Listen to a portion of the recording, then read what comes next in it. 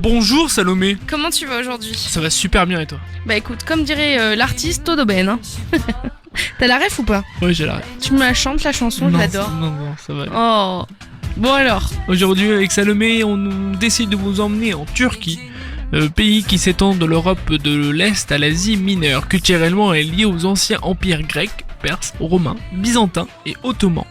Une des grandes villes de la Turquie, c'est Istanbul, ville cosmopolite sur le détroit du Bosphore qui abrite d'ailleurs le célèbre lieu de culte Sainte-Sophie. Et moi je vous ai trouvé deux petites anecdotes sympas sur la Turquie. Simon, est-ce que tu savais qu'il y avait une ville qui s'appelait Batman? Non, pas du tout. Eh bien son nom pourrait venir de Batmak avec un K qui signifie sombrer, car une célèbre colline locale serait née d'un effondrement du sol à cet endroit. Et je vous ai trouvé une deuxième petite anecdote. Eh bien vous connaissez toute la célèbre phrase de César, Beni Binti Binti, je suis venu, j'ai vu, j'ai vaincu. Simon, tu connais hein? Oui, je connais. Eh bien Jules César a prononcé cette célèbre phrase en Turquie après sa victoire près de Zilé dans la région de la mer Noire. Donc voilà pour mes petites anecdotes du jour. Simon, qu'est-ce que tu nous as trouvé comme activité? Eh bien, je vous en ai parlé en introduction. À Istanbul se trouve le lieu de culte Sainte-Sophie. Sainte-Sophie signifie d'ailleurs sagesse de Dieu en grec. D'accord. À l'origine, c'est une basilique chrétienne construite au VIe siècle sous l'empereur byzantin Justinien. Je vous en dis pas plus car je vous propose sur la page YouTube Le Monde en vidéo qui vous racontera l'histoire de ce lieu de culte. La vidéo s'intitule Istanbul, la mosquée de Sainte-Sophie. Eh bien merci Simon, on passe maintenant du côté de la cuisine et tu es d'accord avec moi, on ne peut pas faire de chronique sur la Turquie sans vous proposer de réaliser un kebab. Hein, oui, c'est évident. C'est évident. D'ailleurs, pour la petite histoire, le kebab est né en Allemagne. Il a été inventé par un jeune immigré turc qui, à 16 ans, travaillait dans un petit snack de la gare de Berlin où, en fait, il servait de la viande grillée. Et puis un jour, il s'est dit, ah bah tiens, je mettrais bien des lamelles de viande de mouton dans un pain pita. Et donc voilà comment est né le kebab. Et donc, je vous ai trouvé une recette de pain pita hein, sur le site 700grammes.com.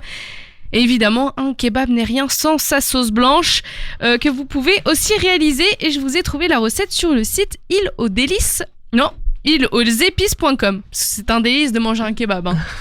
Pour la petite sucrée, je vous propose un baklava turc. La recette est disponible sur le site cuisinejournaldefemme.fr. C'est maintenant l'heure de mes cocktails, en vous rappelant que l'abus d'alcool est dangereux pour votre santé. Salomé, est-ce que tu connais le raki? Bah écoute, c'est l'heure de tes cocktails, le raki, c'est peut-être de l'alcool turc, non?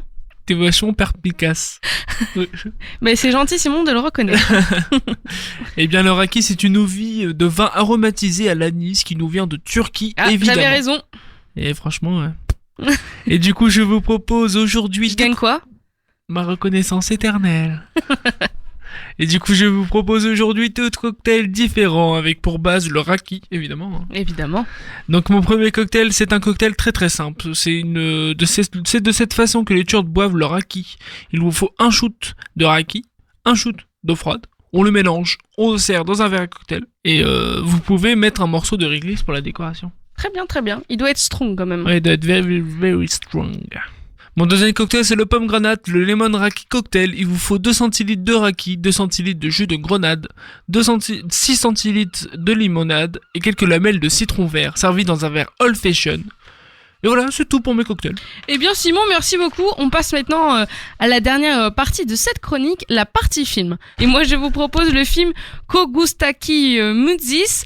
Donc c'est un film qui est disponible sur Netflix. Ça raconte l'histoire de Memo, un berger souffrant d'un handicap mental qui vit avec sa petite fille et sa grand-mère dans un village de la côte égienne turque pendant la période du coup d'État.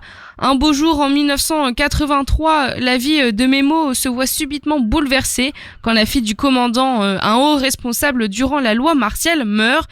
Memo est accusé à tort du meurtre et est condamné à mort. Donc voilà, je vous en dis pas plus même si je vous en ai dit beaucoup et je vous laisse découvrir tout ça.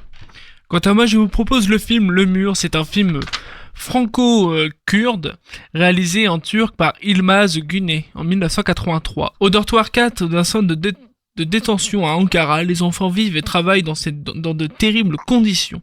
Les enfants préparent une révolte en espérant être transférés dans une meilleure prison. Voilà, c'est fini pour les films. Simon, merci pour aujourd'hui.